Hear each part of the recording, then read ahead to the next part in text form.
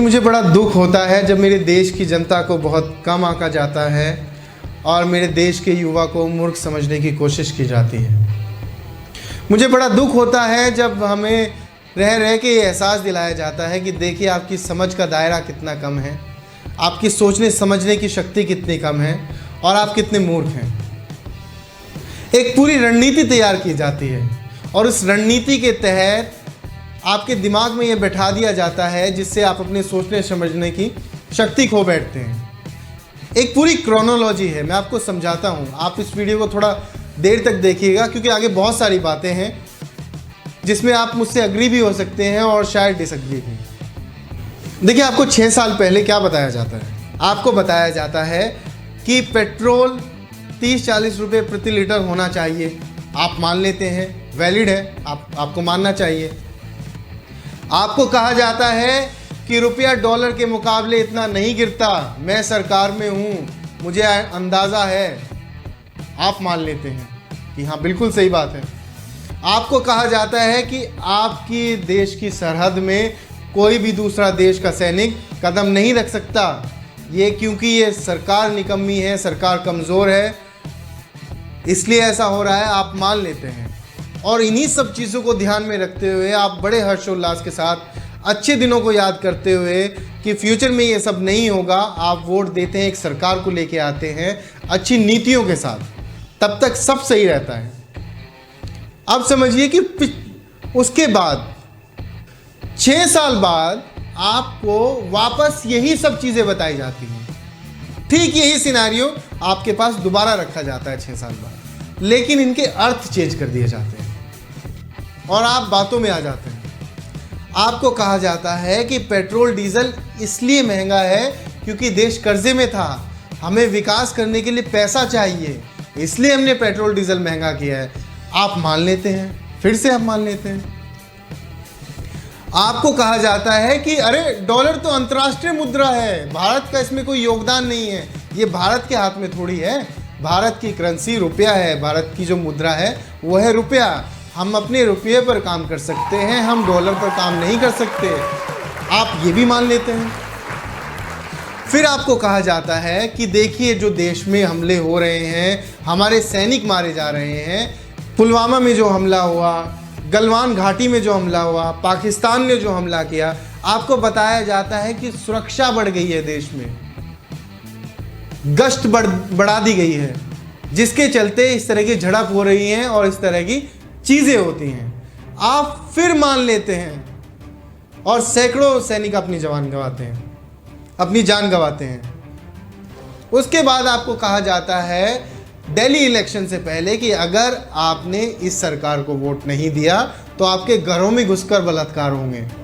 यानी इस तरह का माहौल हो जाएगा, एक मिनी पाकिस्तान हो जाएगा और इस तरह की चीज़ें आपके घरों में घुसकर होगी।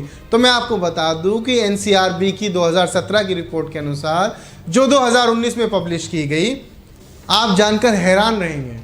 2017 की रिपोर्ट 2019 में पब्लिश इसलिए होती है क्योंकि सरकार का दबाव रहता है, सरकार उसको रिलीज़ नहीं करने देती। जब 2019 में वो रिपोर्ट रिलीज़ होती है तो आपको बता दूं कि उसमें रेप के, बलात्कार के टोटल मामले लगभग 40,000 हैं और ये उसी सरकार के दौरान है जो इस बात का हवाला देती है कि अगर ये सरकार सत्ता में नहीं रही या इस सरकार को वोट नहीं मिली तो इतने सारे बलात्कार होंगे, घरों में घुसकर बलात्कार होंगे। देखिए कितना भद्दा मजाक किया जा रहा है आपके साथ, किस तरीके से आपका मजाक उड़ाया जा रहा है, आपकी समझ का मजाक उड़ाया जा रहा है। फिर उसके बाद अभी और समझिए, और भी आपको मूर्ख समझा गया है। आपको ये कहा जाता है कि आप हमें सत्ता में लेके आइए, आप सत्ता में लेके आते हैं। फिर आपको बताया जाता है, पूरे 6 साल लगा के आपको ये बताया जाता है कि 60 सालों में ये नहीं हुआ। मतलब आपकी समझ इतनी ज़ीरो है, आपकी सोचने समझने की शक्ति इतनी ख़त्म हो चुकी है कि एक सरकार को लेके आना पड़ा, आपको बाकायदा इतना खर्चा करके एक सरकार को लेके आना पड़ा ताकि आप आके, वो सरकार आके ये बता सके कि देखिए 60 सालों में ये नहीं हुआ था। मतलब आपकी समझ बिल्कुल ज़ीरो है, आपको नहीं पता कि आपका पास्ट कैसा था। कोई और आके आपको आपका पास्ट बताएगा। देखिए आपकी समझ को कितना कम आंका गया है। कि 6 साल तक आपको सिर्फ बताने में लगा दिया गया है कि देखिए पिछले 60 सालों में ये नहीं हुआ। तो आपको भी तो ये क्वेश्चन करना चाहिए कि पिछले 60 सालों में ये नहीं हुआ, तभी तो आपको लेके आया गया है ताकि जो नहीं हुआ वो आप करें। पिछली सरकार को इसलिए आपने वोट नहीं दिया क्योंकि आपको उसमें कमी लगी, उसने कुछ काम अच्छे नहीं किए, इसीलिए नई सरकार को वोट दे के लेके आए ना आप। क्या अपने घर का कोई भी सामान बाहर फेंक देते हैं जब तक वो ख़राब नहीं होता? नहीं, जब कोई चीज़ ख़राब होती है तभी उसको फेंक के नई चीज़ मंगाई जाती है। आपके घर का नया टीवी डब्बे में पैक आप बाहर नहीं फेंकते, जब वो टीवी ख़राब हो जाता है तब उसको रिप्लेस किया जाता है। ठीक वैसे ही इस सरकार के साथ भी है।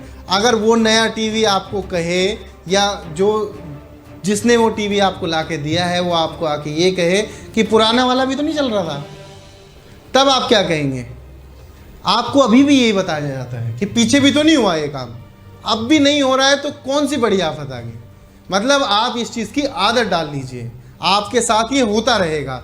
कोई भी पार्टी आएगी, कोई भी नई सरकार आएगी, आपके साथ होता रहेगा। और आप कहाँ लगे रहेंगे? आप पोस्ट खेलने में लगे रहेंगे। आपको इतिहास तोड़ मरोड़ के दिखाया जाएगा, आप उस पर लड़ते रहेंगे, आपस में लड़ते रहेंगे, आपस का भाईचारा ख़त्म करते रहेंगे। अच्छा, जितने लोग ये वीडियो देख रहे हैं उनसे मेरा एक सवाल है कि कौन सी ऐसी चीज़ आपको लगती है जो पिछले 6 साल में आपने गंवाई है?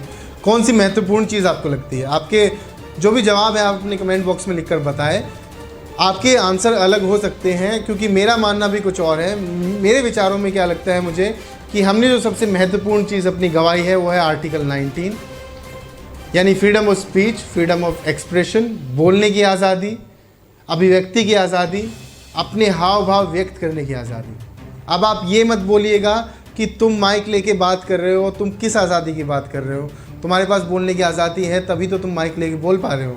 तो मैं बता दूं आपको कि इसको बोलने की आज़ादी नहीं कहते हैं। बोलने की आज़ादी का मतलब वो है कि जब आप सरकार से सवाल पूछें और आपके सवालों के जवाब मिलें। आप कोई भी सवाल पूछें, उसका जवाब दिया जाए, आपकी आवाज़ ना दबाई जाए, आपकी अभिव्यक्ति की आज़ादी पर क्वेश्चन ना खड़ा किया जाए, आपको सवाल पूछने दिया जाए। क्योंकि जब आप वोट देते हैं तो इकलौती चीज़ आप पाते हैं वो है बोलने का अधिकार, वो है पूछने का अधिकार, सवाल करने का अधिकार। आपने अपने हाथों से अपना अधिकार छिनवाया है कि हमारा अधिकार हम खुद आपको देते हैं। हम अपनी बोलने की आज़ादी को ख़त्म करते हैं। आज से आपसे हम कोई सवाल नहीं करेंगे और जो अगर 4-6 लोग आपसे सवाल पूछेंगे तो उनको हम देख लेंगे। हम बहुत सारे लोग हैं देखने वाले, उनकी आवाज़ दबा दी जाएगी। और आप अपने ही हाथों से अगर उस अधिकार को गंवा रहे हैं, उस कॉन्स्टिट्यूशनल राइट को गंवा रहे हैं, संवैधानिक अधिकार को अपने हाथों से गंवा रहे हैं, तो ये सबसे बड़ा नुकसान है आपका। आपके पास पुलिस आपके हाथों में नहीं होती है, आर्मी आपके हाथों में नहीं होती है, सीबीआई आपके हाथों में नहीं होती है, कोई भी संस्थान आपके हाथ में नहीं है। आपके हाथ में है तो वो है सवाल पूछने का अधिकार, जो आपको मिला है वोट के अधिकार से। और अगर आप उसको भी गंवा देंगे तो आप सोचिए कि आपके साथ क्या हो सकता है। आप अपने ही हाथों से अपने मुंह पर ताला लगा रहे हैं। जब तक आप सवाल नहीं पूछेंगे तब तक विकास नहीं होगा।